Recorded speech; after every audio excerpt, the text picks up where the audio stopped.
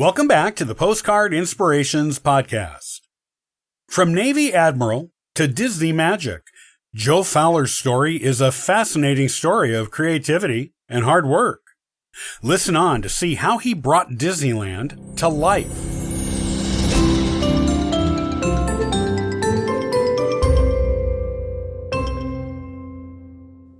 Who was Joe Fowler? Unlike Walt Disney himself, his name is one that never comes up around the dinner table.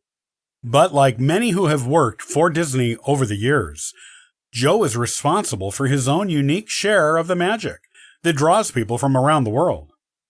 I think one of my favorite things about Joe is that when you look over the course of his life, you'll find that just like the movies to come out of the Disney empire, his life had a couple of unusual twists that ultimately wrapped up the story in a satisfying way.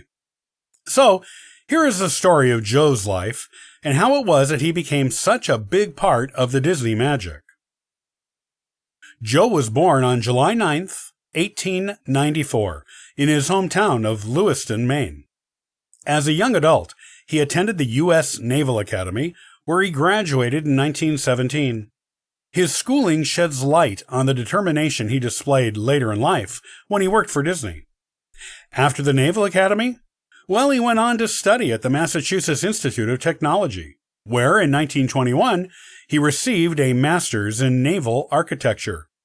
Joe's military career started upon his graduation from the academy in 1917. Here, he'd spend more than 40 years advancing to the rank of Rear Admiral. He served in both World War I and World War II, before eventually retiring. While in the Navy, Joe had several notable accomplishments. An architect and creative thinker, he was responsible for designing and supervising the construction of gunboats while in China. Later, he went on to build aircraft carriers, two of which are quite famous, the U.S.S. Lexington and the U.S.S. Saratoga, the two largest aircraft carriers deployed in World War II. Even before meeting Walt Disney, Joe led something of a star-studded life. His naval career led him to bunk with Edward, Prince of Wales, while aboard a British gunship at war.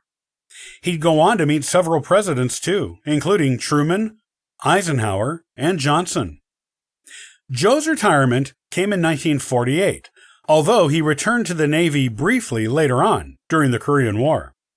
President Truman appointed Joe to a position that saw him overseeing military spending in 1952.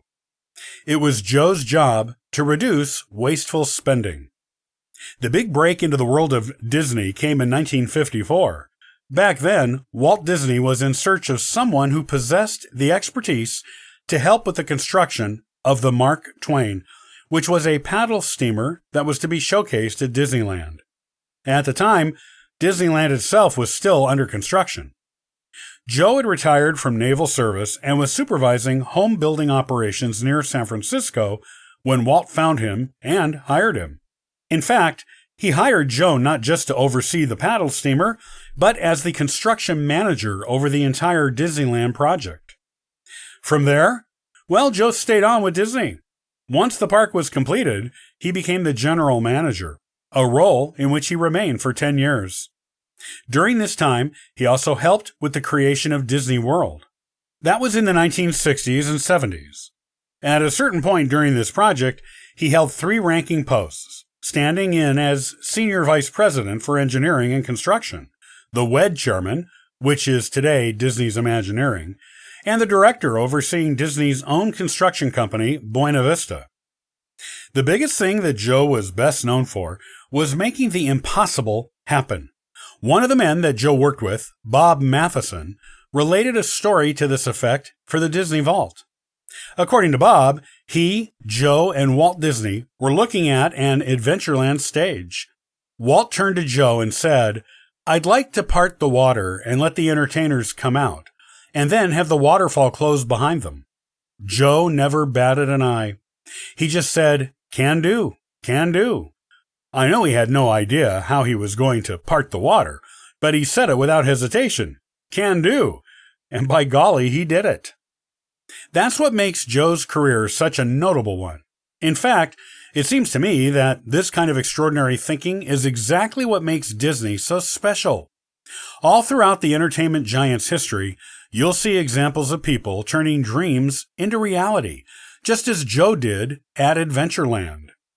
Eventually, he retired in 1978, but even then, he still kept up with Disney, working as a consultant where needed.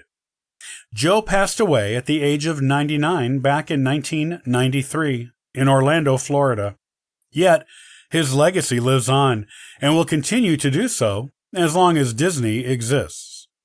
Joe left his mark on Disney, not only helping with the theme parks, but today there are also landmarks at Disneyland named in his honor. If you get the chance to visit, check out Fowler's Harbor. This is the dock for 2 large ships at Rivers of America, which is just across from the Haunted Mansion. Even more poignantly, there is a ferry that goes over the Seven Seas Lagoon. It was renamed the Admiral Joe Fowler back in 1999 to honor him. At one point, there was also a riverboat named for him. This was another paddle steamer, similar to the Mark Twain that Joe helped to build. It was called the Admiral Joe Fowler, and it was in the Liberty Square part of Magic Kingdom. This boat no longer exists in its original form. Back in 1980, it was damaged while it was being refurbished, and administrators decided that there was no need for 2 paddle steamers in Magic Kingdom, since they also had a second ship named for Richard Irvine.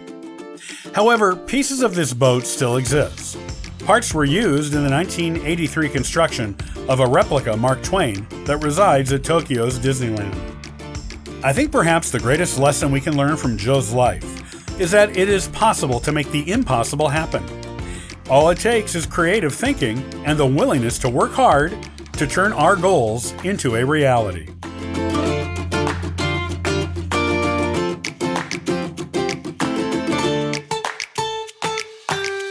I love collecting postcards as a way to inspire my adventures and to share memories with family and friends. Follow along at postcardinspirations.com and sign up for the weekly postcard giveaway. I hope you have a wonderful, inspirational day.